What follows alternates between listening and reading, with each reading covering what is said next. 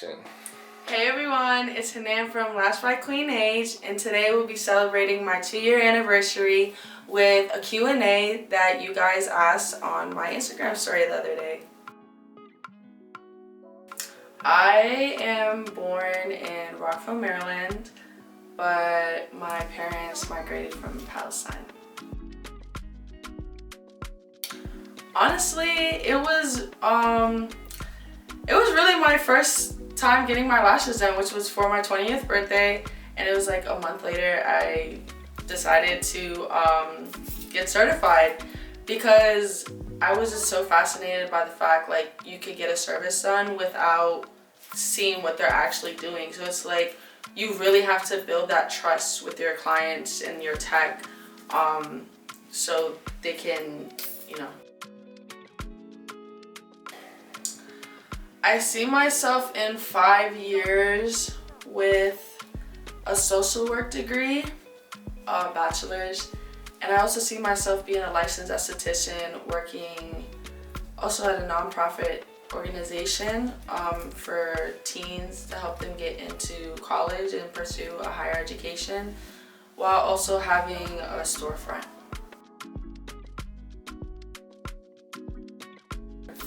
My biggest supporters in my family has to be my Aunt Marcel and my grandmother. So my Aunt Marcel, she actually was the first one to help invest into my business. Shout out to her because I would have started those lash baths and lash serums as early as I did in my career. She also has her own business. Follow her at Sue Puzzled.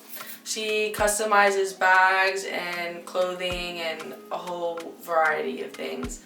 And my grandmother, she allows me to host my business at her place, which I find I'm very appreciative of. And she's also like that extra hype man once my clients leave out. She always be hyping them up, especially for my loyal ones. She loves my loyal ones. She'll sit there and have a conversation with you. So it's like you're leaving with an extra confidence booster. Honestly, my two biggest struggles when I started my business was gaining my clientele. Actually, it's like 3 things. Gaining my clientele was the biggest one. I DM'd hundreds of girls one day in the parking lot while my mom was doing groceries. And also I did not have a place for the first week when I started, so I was a traveling lash tech. So some of my clients, they didn't have space for my lash pad, so we had to improvise, which I take that as a learning experience. I like that I was able to do that. But also it was like gaining clientele, having a place, and also the amount of money I was pulling in. That was a struggle because the last thing actually really was getting a lash bed. That me and my dad actually got into little miscommunications about it. He's like, why don't you use the bed? And I'm like, no, I need a lash bed. And I actually did use my own bed when I first started, which was crazy, but it was on my mom, so nothing was contaminated, y'all. Yeah, because you have to clean it, especially with COVID. Yeah, especially with sanitation. And I started the business during COVID, so it was right at the peak of COVID. So yeah, I don't want everybody laying on my bed. So how was that then? That's a good question. Honestly, I was not going to start my business until after COVID, which I'm happy I did not wait that long because we're still in those times. It was very difficult, especially with my grandma being on the older age side. I was more concerned for her health, especially for my other family members' health as well. And that's what I felt like I struggled with gaining the clientele because everyone's money situation was so tight and we had just hit a pandemic. Nobody's really working like that. That kind of ties in with how was your mental health journey been with school, work, and lashing from home? You're doing a lot of things. I'm gonna be honest with y'all. 100% all honesty. It is hard. She lied about all the other ones. It is hard. It is very, very hard. I do this we just got a lot of expenses. Running this business, I hate the misconception that everybody thinks you're rich when you have a business. You're really not. majority of your, like, what your clients pay you goes back into your business. So you're paying for the supplies, you're paying for the restocks, you're paying for the vendors, you're paying for everything, the lash baths and everything. At first it was really like a struggle, like being in the same space all day with work, with school, and because when I first started I just had my business and I had school, and it was really hard. Like it really like messed me up mentally, and that's why I decided to move back home, because I couldn't be in the same space as where I was working and also like doing my schoolwork. I just wasn't in the right state. To this day it's very hard. I manage as much as I can. I have a support team within my business, within school, within work, and within my personal life as well. I just do the best that I can do, and that's all I can say about that. You just gotta keep pushing, keep telling yourself what's your end goal, what do you want to achieve out of working so hard and sacrificing how much you have to sacrifice. And of course I have more sacrifices to make, but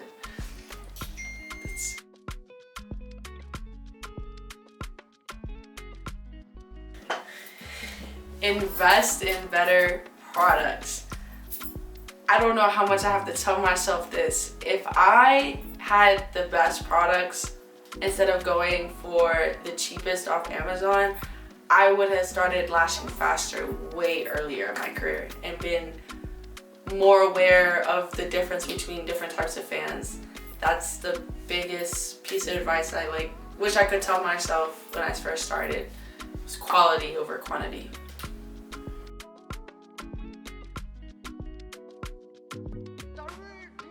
Every single one of my loyal clients know this story. I first started, a client booked a freestyle set, and it was going to be the first freestyle set that I would have ever done. And it was kind of odd because she was my first time client. So she shows me a reference picture and I advise her, can't do that. I don't have those lengths anymore, not with the quality that I'm using now. And basically, I'm doing the lashes, everything's cool. And when I take the pictures, then she doesn't like it, and then she shows me a different picture that she wanted. I was like, you never showed me that picture.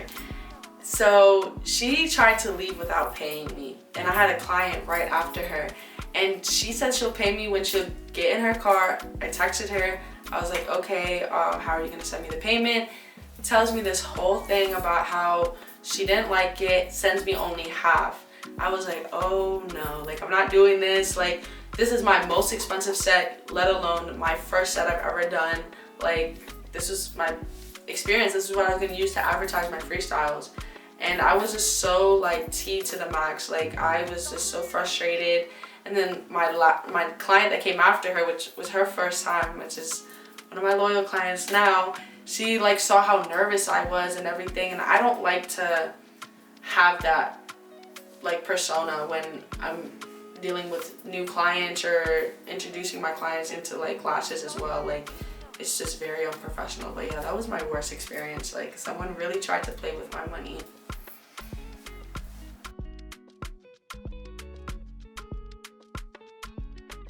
It only started recently when I learned how to cope with lashing and also having a lot on my mind.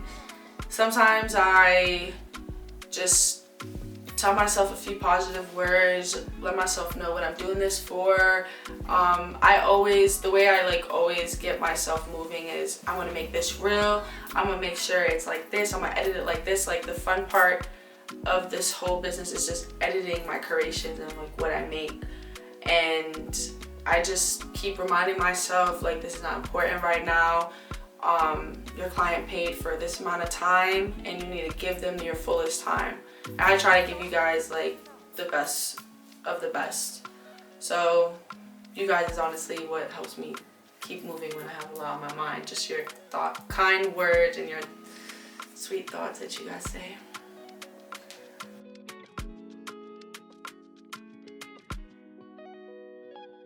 I honestly I really enforce my policies. I get very strict on my policies, like to the T, because between a client and a tech, like there should be that respect. And if they're being difficult and I don't feel like they're respecting me, I'm gonna really enforce my policies as professionally as I can, because this is my time, this is your time. If you don't want to be here and you feel like I'm not a good match with you, you know, I can refer you to a lot of other females that you may do well with, other lash techs as well.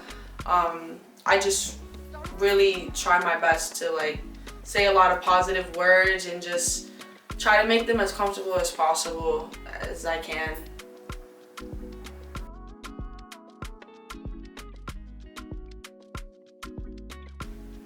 This one's a good one. This one's by a.ris_. How do you educate yourself on further developing your business, licensing, etc.?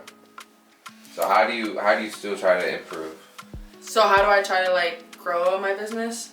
Yeah, and educate myself? Yeah, I think that's the same thing. I honestly follow a lot of different lash techs all around the country. And I use TikTok a lot. I may not post on it as much as I used to, but I really find a lot of videos, and like if I'm confused about it, then usually I'll like post it and see if anybody else knew about this, and then I'll do further research about it. I also follow a lot of like business mentoring pages.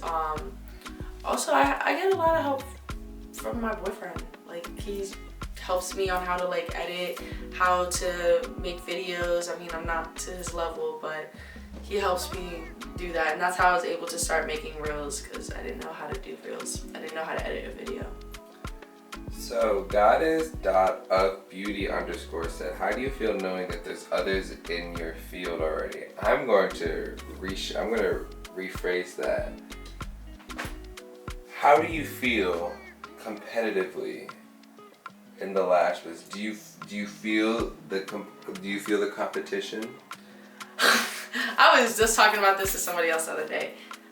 It's so much competition in just the beauty field. Like, it's very sad, because it's like there's so many other people that's in that field that can help you grow in your business. I honestly, when I started, I was very happy. I was like, oh, I want to learn and meet new other lash artists. At one point, I was actually like in a group chat with different lash artists around the state, and I personally like see as like, oh, let's like all get together, teach each other, and like better understand each other, and like what we need to keep up to date with.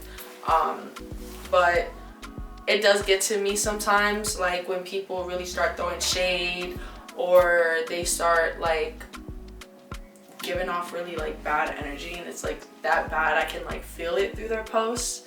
I really just try to stay to myself about that. I know like I'm the most unique lash artist to myself that I can be, and everything that I do is original, and it's inspired by other people, which I always give their credit to, but I always try to make my own. I try to be unique, I try to stand out, but I'm also not like, oh, I'm jealous of this person, or I'm trying to be higher than this person. Like, no, I use them as like, that's the type of level I want to get to for myself, and how am I going to get to that level? And that's when I start educating myself and going deeper.